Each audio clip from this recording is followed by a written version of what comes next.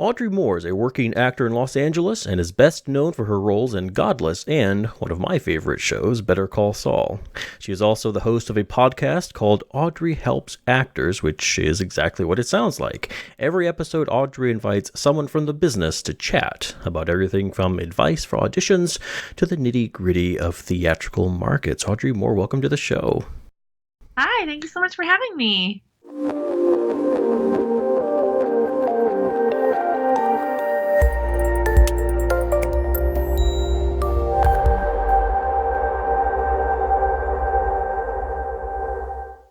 I was interested to read about your podcast. Could you tell us a little more about it, maybe about how it got started? Yeah, I got started because, most stuff that's out there for industry professionals, whether that's actors or writers or anybody in the industry, it's really a lot of publicity. And I didn't find that there was any levels in between, like, how do I get my first headshot? And I've got a giant, huge Marvel movie coming out. Let me go on a bunch of shows and, do PR for it. But as far as like really talking to the working actor about being a working actor and the sorts of things that go along with that, whether that's handling rejection, whether that's getting your materials together, handling your taxes, knowing about the union, your rights, those sorts of things. That's sort of like a really big gaping hole I noticed as far as podcasts are concerned. And, actors, we spend so much time in the car, on a train, going from audition to audition. And so the podcast is a really great format for people to absorb some information. So that's what I do. I can imagine, especially for somebody who, let's say, makes the leap to Los Angeles, trying to break into the business, how many of the minutia must be involved that people don't really think of. And the other thing is, I think that people want to talk about the big glamorous things. Yes. But one of the good things that I noticed about your podcast is that you focus on the practical things that may not be shiny, but are 100% necessary for someone to actually make a go of it with an acting career. Yeah, I mean, I've noticed that for so many of us, I've decided that maybe it's not realistic to think that the same people who are teaching acting are the same people that should be teaching you how to become a professional actor in sense of the business, because, the business, as you know, changes so rapidly, and what is in one day is out the next, and then it's back in again. And I had spent so many years listening to industry professionals giving what I thought was outdated advice, even if it was only a year or two old. And that can really affect the progress and success of a person's career. Sure. And so I really try to bring on people who are like working now, casting now, being successful agents now, and dealing with the industry as it's currently moving and shifting now. So people have like real on the pulse information of what certain trends are, because a lot of that is changes really from year to year. Yeah, I could imagine it would. I mean, it certainly does in my industry as well. And I can also think that when you have somebody who is, say, an acting coach, those might be different skill sets than the business side of it. Some of the most artistic people I know are also some of the worst business people I know. Yeah, absolutely. I think that it's no surprise that artists aren't exactly known for their business savvy skills. Right. But I do think that, we're actually, the same skill it takes to break down a script, to break down story, I don't think is so different from the skill that you have to think about the problem solving and breaking down your career, where you are at this step and then how you get to the next step. It's just we're not trained to think of it that way. And it's just sort of not been sort of in fashion to like address that. And I think that with technology, just like what you're doing here with, your show, with, all of the avenues that we have, we don't have to rely so much anymore on days gone past and that information, we can be more up to date in our information and how that gets spread to each other so that we're all better informed. And I hope that in being better informed as all of the artists, all of us, whether that's, from the executive producer all the way down to, the behind the line show business people, that we are able to make hopefully more informed decisions that empower all of us to work more, earn more, and be safer and have more empowered careers.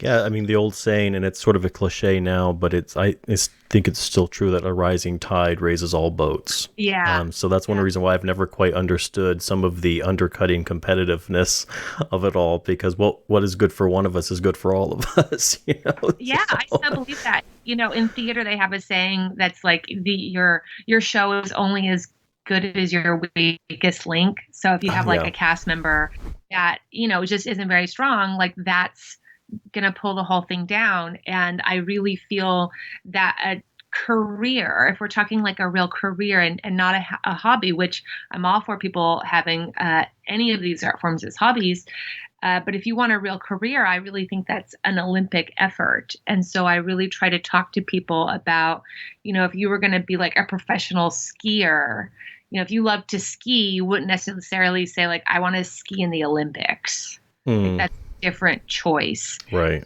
And, being a staff writer in this business is equivalent to being a member of the NBA. Like that's the numbers on that.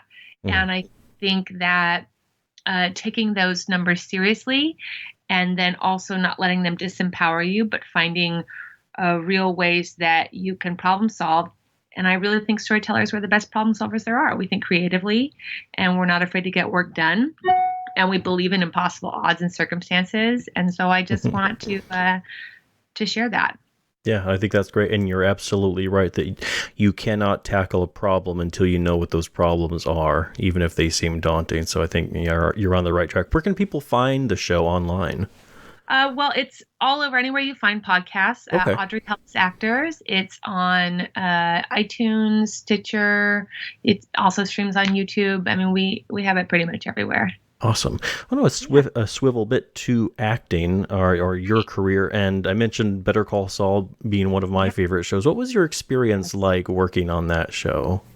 I mean, I know that everyone says that the shows that they work on are the best shows, but I mean, honestly, Better Call Saul is the best show. It's so, those creatives, Vince and Peter, I mean, they have really proven themselves through so many years on Breaking Bad, and AMC is really giving them so much support and backing. And it's one of those environments where you really have the best of the best. And then the people working on the show, everyone's just like happy to be there, which is so great. Because sets can be an exhausting, daunting experience. But I have to say, I think everyone's just like really nerded out on set. Like, I think the writers are like nerded out to be like getting to write on this show for like all these great actors. And then, all the actors are sort of nerded out to be a part of it. And then all the crew is nerded out that they get to be a part of it. So that's a really, it's a very exceptional experience, and I am so grateful to be a part of it. I imagine. So it's one of those shows where, well, I can't even explain it, so I'm not even going to try. But the moment you begin watching it, it's something special. It just, absolutely. Yeah. Really good. What is one of your most favorite scenes in a recent project you've worked on? Oh, what a great question. I think one of my most favorite scenes that I've ever worked on or recently is working on Godless with Scott Frank, for which Merritt Wever and Jeff Daniels both won their Emmys. And it was so cool to see the whole thing progress. And my favorite scene in that is at the end, there's this giant shootout, spoiler alert, and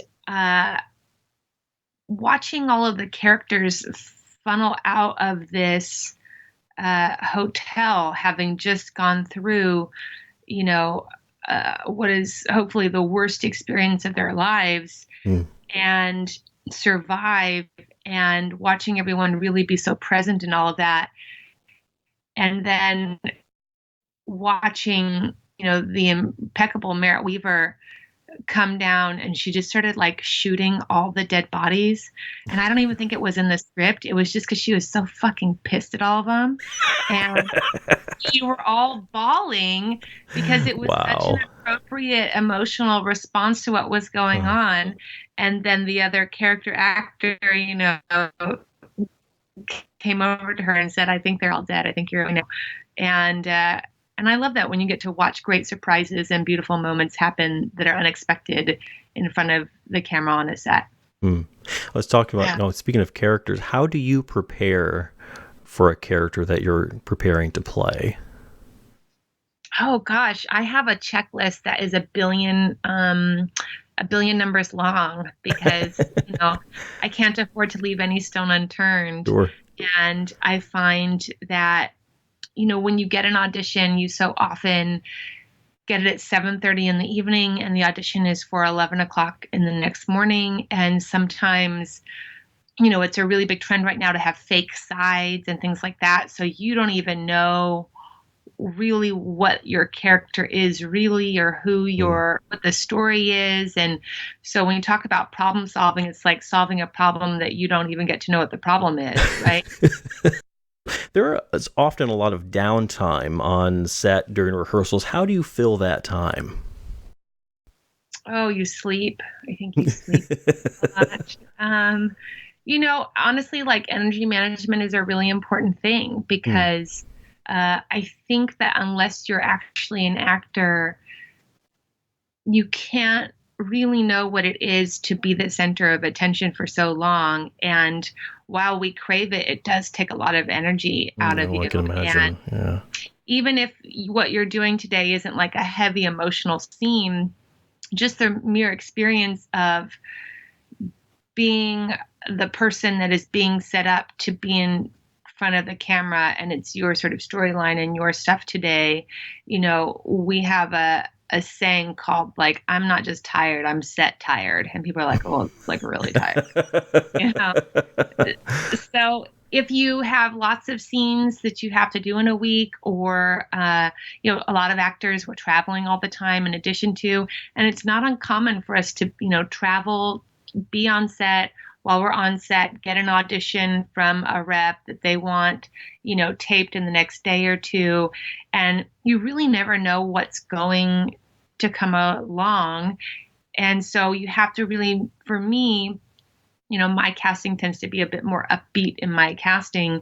And so I have to make sure my energy is managed so that way when I have an audition or I'm on set, I'm always ready to have a good attitude to approach it with, because that's sort of my personal value, is I want to make sure that I'm always bringing joy and enthusiasm and camaraderie and generosity to a set as much as I can. Right. Yeah, I was talking with Joseph Perlman, and he was talking about how these days it's a lot about making sure the people you work that you like the people you work with, because in these days it's so fast paced and needs are filled so quickly that you don't necessarily have the time to deal with people that you aren't going to get along with, whereas in years past that may have been more acceptable. But I definitely think that that's true. And I think, just on a personal level, it's good for any artist to ask themselves, like, what they want to bring to the table, right, and what they think is something that they wish that others would bring to the table. And I feel that a good attitude and enthusiasm go a long way, because sets are long days, often for a long period of time. And whenever anyone can come in, whether that's just a day player or somebody at a longer stint, and have an attitude of being just sort of happy to be there, it really goes a long way, and people really appreciate it. So if you don't have time, like, to catch a few winks or something like that, is there any techniques you have, like any meditation? Do you have mantras you do? How do you handle that stress when you can't decompress. I think it's really important that that actors and artists in general have people that they talk to that they can trust. I'm very fortunate to have a really good network of people, whether that's my manager, she's one of my best friends, my husband, he's a writer director. And it's nice to have people to just remind you that it's all normal, that it's okay, that if you're feeling stressed out, this is like part of making anything, Right. because the business is so much hurry up and wait. And, my husband has a saying that is like it's like on fire, like it's a house that's on fire. And your job is not to try to put out the fire. It's just to try not to add to the fire. Right. Try not to, don't make the fire grow, right? Right. It's somebody else's job is to like put the fire out. Somebody else is going to have a hose, but like it's going to more or less be on fire for the whole time. So that's a good thing that I try to remember, because I'm a problem solver and I can get excited about wanting to be helpful and solve problems, but sometimes that can be in the way, or maybe not my job, or then I can get anxious about not being able to solve the problems. Right. And when you're just sort of like, the house is burning, it's going to be burning for the next 9 months. Yeah. And then, the truth is it really doesn't matter that it's burning the whole 9 months, because so often this sets that you feel like, gosh, well, this house is on fire. And the project is incredible. So you just have to sort of trust and let it be its own breathing thing. So if you were going to put together a show and could hire anyone you wanted, who would make up your dream cast? Oh my God, that's so great. Let me look at my vision board, right? That's what I should do. I mean, Allison Janney, Emma Thompson, Laurie Metcalf. I sort of want to just hang out with Meghan Markle just to like find out how it all happened. I was like, hey, right. Like, how to go down? Like, I'm super jelly. Mindy Kaling, I think, is really inspires me in her creation and her creativity. But yeah, I think those are, four of the women that I really admire. Joan Cusack, I really admire. And I kind of just, that's kind of just because, again, I want to sort of like geek out with them and be like, so, like acting, right. How does it go? Like, what's going on? And I have learned in the past, I used to be really nervous about working with people who were really, what I thought were like legends. And I would, beginning and thinking about shooting with them, I would be really worried. And then I realized very quickly that when they're a legend actor, you actually have the easiest job that day. You just have to show up and be present because they're so good that the work is just sort of unfolds itself. And the people I should really be worried about maybe are the people that I'm like, I've never heard of this person. But in general, yeah, the more legendary they are, the more gracious they are, the more collaborative, communicative they are, and we're talking about building a set that you want to spend every day on. That's what would excite me. Yeah, it's funny you mentioned that about the bigger the name, the more gracious, because I heard that from somebody else I was interviewing a couple of weeks ago, and they were talking about using examples of Sam Elliott and Tom Selleck, and they're like, the people who've had long careers like that, who've been so successful in the business, are some of the kindest, most generous, gracious people. Absolutely. I think, it's one of those things where it can't really be understood, but until you start having some real veteran years behind you in this industry. But the truth is that, the people who make it to be working actors are really magical survivors. To be a working actor, I did the statistics on being a working writer, and to be a working actor, is an Olympic feat. And so once you get into that group and not only have had the fortune of having your hard work pay off into jobs once, but having that pay off into a long-term career, I just think that there is so much groundedness an understanding of your incredible fortune, and also groundedness and humility that has had to go in again and again and again and again. I always think of Anne Hathaway telling this story about how she didn't book Phantom of the Opera, and then she didn't get out of bed for 9 months because it was so devastating. Right. And so it doesn't seem like, no matter what level you're at, the losses still are hard, and the projects maybe even get bigger and mean more to you. And so then to lose them, it maybe is even more devastating. And so if you have eaten that many slices of humble pie, my experience is that you are really quite gracious. Yeah, I think that's spot on. Spot on. What are you working on right now? Something that we can look forward to from you? Oh gosh, nothing I can talk about. No? The magic of NDAs right now. Yeah, no. They make you sign your life away under penalty of death. But you can see me all over. I just had an episode of the OA come out, and an episode of NCIS that came out, and I'm on Castle Rock, and again, Better Call Saul. I think all seasons are streaming right now on Netflix, I want to say. So if you haven't watched Better Call Saul, you guys, it's absolutely. If you haven't watched that, what are you doing watching this podcast? Get off here and go to your... and then come back in. Yeah, right, exactly right. Absolutely. Well, Audrey Moore, thank you so much for coming on the show. Really appreciate your time. Of course. Thanks for having me. Absolutely.